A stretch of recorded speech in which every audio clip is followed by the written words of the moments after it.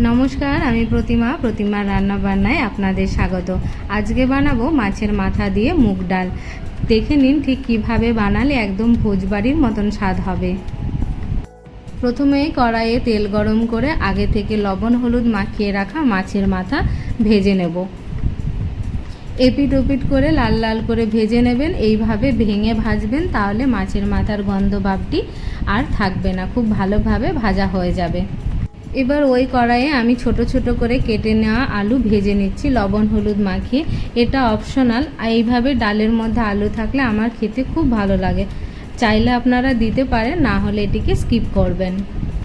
দেখুন আলু ভাজা হয়ে গেছে। এখন ওই কড়াইয়ে আর কিছুটা তেল দিয়ে দিচ্ছি কুচনো পেঁয়াজ। আমি এখানে দুটো কুচনো পেঁয়াজ ব্যবহার করেছি।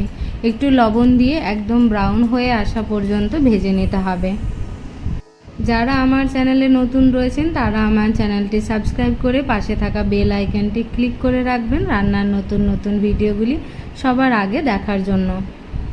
দেখুন পেঁয়াজ খুব সুন্দরভাবে ভাজা হয়ে গেছে। এখন দিয়ে দিচ্ছি আদা জিরে রসুন কাঁচা লঙ্কা পেস্ট। আপনারা চাইলে এগুলো সব আলাদা আলাদাভাবে পেস্ট বানিয়ে নিতে পারেন, কিন্তু আমি এখানে সব একসাথেই বানিয়ে নিয়েছি। এবার দিয়ে দিচ্ছি 1 চামচ হলুদ, 1 চামচ কাশ্মীরি লঙ্কা গুঁড়ো।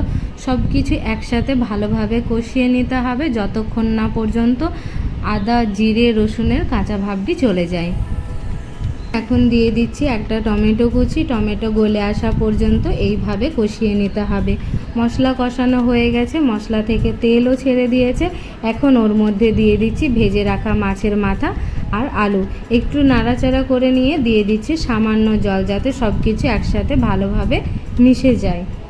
কোনো তামঝাম ছাড়াই এইভাবে মাছের মাথা দিয়ে ডাল বানিয়ে দেখুন, অসাধারণ খেতে হয়। একবার বানালে বারবার বানিয়ে খাবেন। এখন দিয়ে দিচ্ছি আগে থেকে ভেজে সেদ্ধ করা মুগের ডাল। দেখুন ফুটে উঠেছে। এখন দিয়ে দিচ্ছি স্বাদমতো চিনি, 1 চামচ গরম মশলা আর 1 চামচ ঘি। ঘিটা কিন্তু অবশ্যই দেবেন।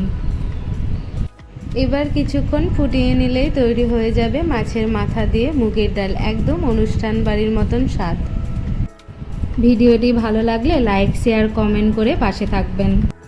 আবারও আসবো অন্য একটি রান্নার ভিডিও নিয়ে। ততক্ষণ পর্যন্ত good day, good luck and eat safe. Thank you for watching.